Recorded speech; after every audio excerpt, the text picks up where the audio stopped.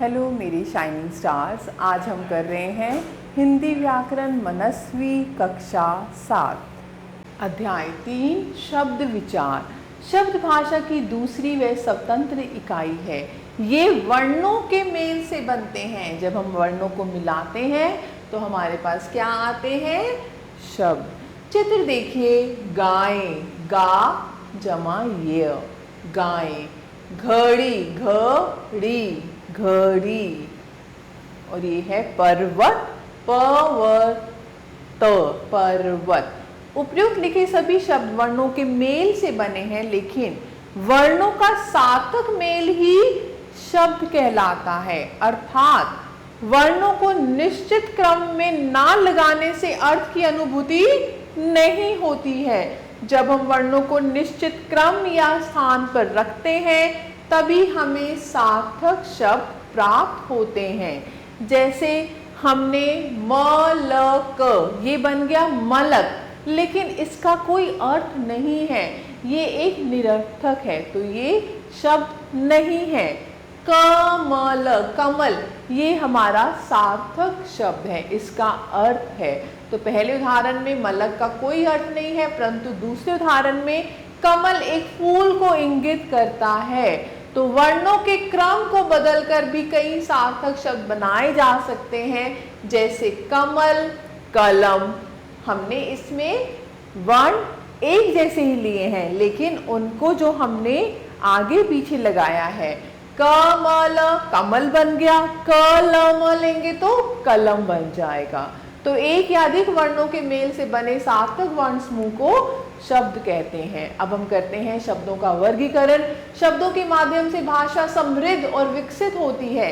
ये शब्द कैसे बनते हैं, इनकी उत्पत्ति कहाँ से हुई, इनके क्या क्या अर्थ हो सकते हैं, इनमें विकार हो सकता है या नहीं, आदि आधारों पर हम शब्दों का वर्गीकरण निम्नलिखित प्रकार से कर सकते हैं। तो शब्दों का वर्गीकरण, पहला है उत्पत्ति के आधार पर, दूसरा है रचना के आधार पर, तीसरा है प्रयोग के आधार पर और चौथा है अर्थ के आधार पर।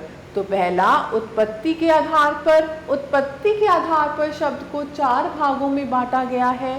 तत्सम शब्द, वे शब्द जो संस्कृत भाषा के समान ही हिंदी में बिना किसी परिवर्तन के प्रयोग किए जाते हैं, उन्हें हम कहते हैं तत्सम शब्द। जैसे हस्त, गज, अग्नि। तद्भव शब्द, तद्भव का शाब्दिक अर्थ है संस्कृत से बनने वाला। वे शब्द जो संस्कृत भाषा के शब्दों का रूप बदलकर बनते हैं, उन्हें तद्भव शब्द कहते हैं। जैसे हाथ, आग, रात, आंसू। तो नीचे कुछ उदाहरण दिए गए हैं तत्सम और तद्भव शब्द। कोकिल, कोयल, कदली, केला, पत्र, पत्ता, पीत, पीला, फाल्गुन, फागुन, भगिनी, बहन, शत, सो, श्रावण, सावन, स्वर्ण, सोना, सूर्य, सूरज, हस्त, हाथ, निद्रा, नींद, दंत, दांत, कटु, कड़वा, कूप, कुआं, शीत, खीर, गधर, गधा, ग्राम, गांव, गोपाल, ग्वाल, गौ, गाय, गृह, घर, हस्ती, हाथी। अब हम बात करते हैं देशज शब्द। जो शब्द क्षेत्रीय प्रभाव के कारण हिंदी में आए हैं और जनता की आम बोल चाल की भाषा से विकसित हुए हैं, देशज शब्द कहलाते हैं। जैसे पगड़ी, लोटा, डिबिया। और आगे है विदेशी शब्द। विदेशी जातियों के संपर्क से उनकी भाषा के बहुत से शब्द हिंदी में प्रयोग होने लगे हैं। ऐसे शब्द विदेशी शब्द कहलाते हैं, जैसे कॉलेज, कॉफ़ी, चाय। हिंदी में प्रयोग किए जाने वाले कुछ प्रचलित विदेशी शब्द। अरबी शब्द अमीर, अजीब, अकल, आदत, औरत, इज्जत, इमारत, इलाज, ईमान, किस्मत। तुर्की शब्द कालीन, कुली, चिक, चेचक, चकमक, तमगा, तो, बेगम। पुर्तगाली शब्द आल्पिन, अलमारी, बाल्टी, फीता, तंबाकू। अंग्रेजी शब्द school, station, engine, office, doctor, hospital, telephone, radio, bank, cinema, circus, number. फारसी शब्द आबरू, आतिशबाजी, आराम, आमदनी, आवारा, कमरबंद, किनारा गिरफ्तार, जहर जादू जुर्माना नौजवान। रचना के आधार पर शब्द 3 भागों में बांटे गए हैं। पहला है रूढ़ शब्द, वे शब्द जो अन्य शब्दों के मेल से ना बने हों, जो परंपरा से किसी विशेष अर्थ के लिए प्रसिद्ध हों, अर्थात जिन शब्दों के सार्थक खंड ना हो सके, वे रूढ़ शब्द कहलाते हैं। जैसे महल शब्द का अर्थ प्रसाद है, पर इसके खंडों में म, ह, ल का अलग अलग कोई अर्थ नहीं है। इसी प्रकार लड़की, खिड़की, सेना, तोता, कमरा आदि शब्द रूढ़ शब्द कहलाएंगे। यौगिक शब्द, यौगिक का अर्थ है जुड़ा हुआ। जो शब्द 2 या 2 से अधिक शब्दों के मेल से बनते हैं, जिनका अलग अलग अर्थ भी निकलता है, उन्हें यौगिक शब्द कहते हैं। जैसे स्नान गृह, स्नान का भी अर्थ है, गृह का भी अर्थ है। योग रूढ़, ऐसे यौगिक शब्द जिनका प्रयोग विशिष्ट अर्थ में होता है, योग रूढ़ शब्द कहलाते हैं। जैसे 4 पायों वाली अर्थात चौपाई। अब हम बात करते हैं तीसरा, प्रयोग के आधार पर शब्द 2 प्रकार के हैं, विकारी शब्द और अविकारी शब्द। तो पहला है विकारी शब्द, लिंग, वचन, कारक आदि के कारण जिन शब्दों का रूप परिवर्तन हो जाता है, वे विकारी शब्द कहलाते हैं। विकारी शब्द 4 प्रकार के हैं, संज्ञा, विशेषण, सर्वनाम, क्रिया। और अविकारी शब्द वे शब्द जो सदा एक जैसे होते हैं, अर्थात जिन पर लिंग, वचन, कारक का कोई प्रभाव नहीं पड़ता, उन्हें अविकारी शब्द कहते हैं। ये भी संख्या में 4 हैं, क्रिया विशेषण, समुच्चय बोधक, संबंध बोधक और विस्मय आदि बोधक। अर्थ के आधार पर शब्द के 2 प्रकार हैं। पहला है सार्थक शब्द, जिन शब्दों का कुछ अर्थ होता है उन्हें सार्थक शब्द कहते हैं। जैसे रोटी, पुस्तक, पिता, पुत्र आदि। निरर्थक शब्द, जिन शब्दों का कोई अर्थ नहीं होता, वे निरर्थक शब्द कहलाते हैं। जैसे चाय वाय, रोटी वोटी, पानी वानी। में प्रयुक्त वाय, वोटी, वानी शब्द निरर्थक हैं, लेकिन हम बोल देते हैं चाय वाय, रोटी वोटी, लेकिन वाय का कोई अर्थ नहीं है, वोटी का कोई अर्थ नहीं है।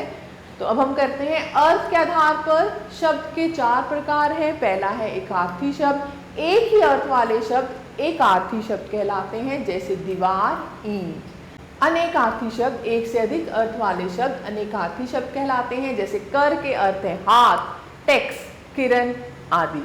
तीसरा है पर्यायवाची शब्द, जिन शब्दों के अर्थों में समानता हो और जो एक ही वस्तु के व्यंजन हो। जैसे रवि, भानु, सूर्य।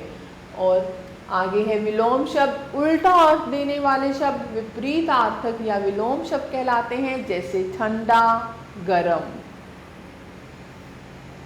चलो दोहराएं। एक या एक से अधिक वर्णों से बनी सार्थक ध्वनि को शब्द कहते हैं। उत्पत्ति के आधार पर शब्द के 4 भेद हैं, तत्सम, तद्भव, देशज और विदेशी। रचना के आधार पर शब्द के 3 भेद हैं, रूढ़, यौगिक और योग रूढ़। अर्थ के आधार पर शब्द के 2 भेद हैं, सार्थक और निरर्थक। प्रयोग के आधार पर शब्द के 2 भेद हैं, विकारी और अविकारी। संस्कृत के जो शब्द हिंदी में बिना किसी परिवर्तन के प्रयोग किए जाते हैं, वे तत्सम शब्द कहलाते हैं।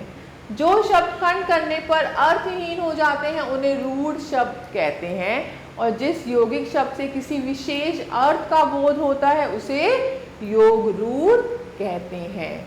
अब मेरे प्यारे बच्चों, आपकी बारी है। प्रश्न 1, निम्नलिखित प्रश्नों के उत्तर दीजिए।